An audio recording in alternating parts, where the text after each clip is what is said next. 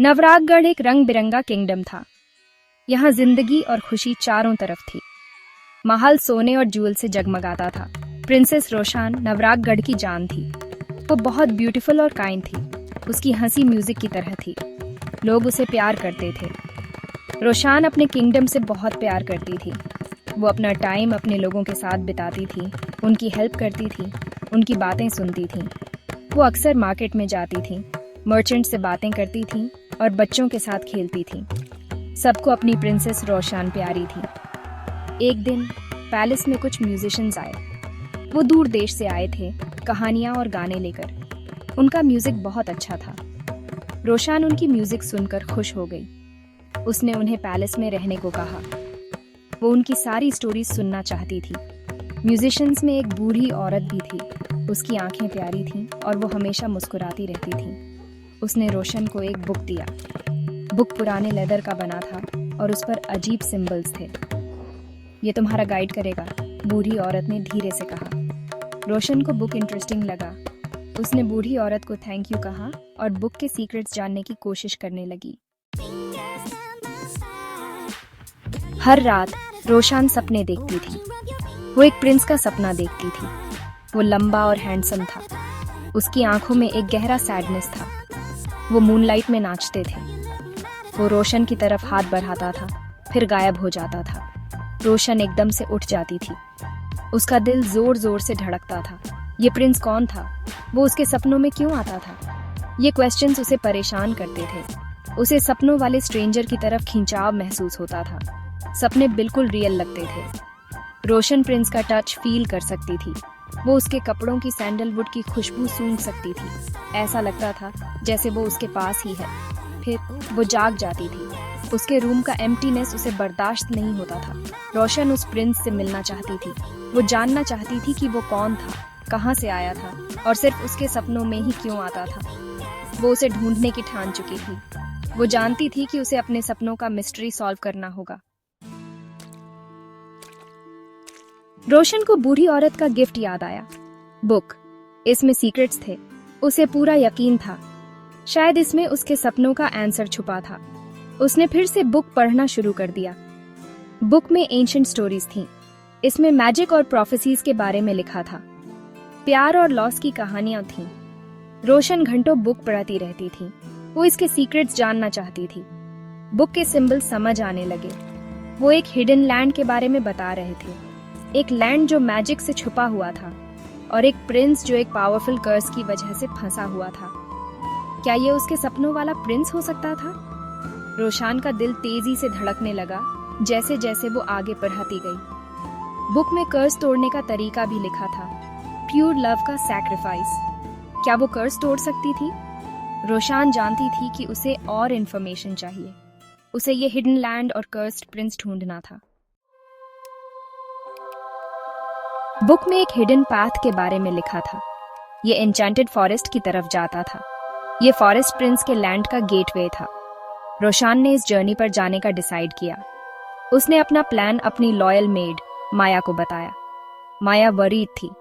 उसने रोशन से जाने के लिए मना किया, लेकिन रोशन का मन पक्का था। वो अपने दिल में जानती थी कि यही उसकी डेस्टिनी है। अगली सुबह रोशन और माया निकल पड़े। उन्होंने कॉमन लोगों की तरह डिस्गाइज किया। वो कई दिनों तक ट्रैवल करते रहे। उन्होंने रिवर्स पार किए और माउंटेन्स चढ़े। आखिरकार वो एक डेंस फॉरेस्ट के किनारे पहुंच गए। हवा में मैजिक था। अजीब और ब्यूटीफुल फ्लावर्स खिले हुए थे। हवा की आवाज वॉइसेस जैसी लग रही थी। रोशन को कुछ अजीब लगा, लेकिन उसे होप भी दिख रही थी। यही था एन्चेंटेड फॉरेस्ट, उसकी डेस्टिनी का gateway. Section 5 moonlight prince Aarav. Roshan और माया फॉरेस्ट में आगे बढ़े।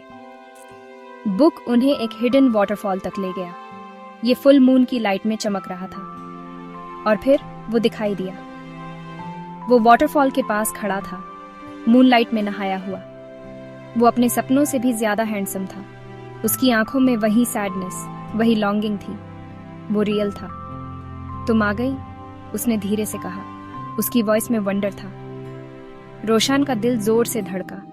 वो तुरंत समझ गई, यही उसके सपनों का प्रिंस था। मैंने आपको सपने में देखा था, रोशान ने धीरे से कहा। प्रिंस ने सैडली स्माइल किया। मैं आरव हूँ, उसने कहा, और मैं तुम्हारा वेट कर रहा था, प्रिंसेस रोशान। सेक्शन 6, कलनेत्र का खराब कर्स। आरव की स्टोरी बहुत सैड थी। वो एक हिडन किंगडम का प्रिंस था। उसके ईविल अंकल कलनेत्र ने उसका किंगडम छीन लिया था। कलनेत्र एक पावरफुल सॉर्सरर था। उसे पावर चाहिए थी। कलनेत्र ने आरव को कर्स कर दिया था। उसने उसे फॉरेस्ट में कैद कर दिया था। आरव सिर्फ फुल मून की लाइट में ही दिखाई दे सकता था। वो अपने ही किंगडम का प्रिजनर था। सिर्फ कोई ऐसा पर्सन जो मुझे ट्रूली लव करता है, वो ही कर्स तोड़ सकता है, आरव ने कहा। उसकी वॉइस में डिस्पेयर था। लेकिन मूनलाइट में फंसे प्रिंस से कौन प्यार कर सकता है? रोशन ध्यान से सुन रही थी।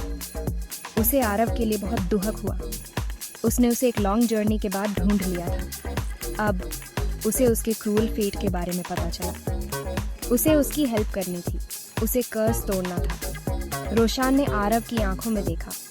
उनमें मूनलाइट और उसकी होप दिख रही थी। मैं कर्स तोड़ूंगी आरव, उसने कहा। उसकी वॉइस में डिटर्मिनेशन था।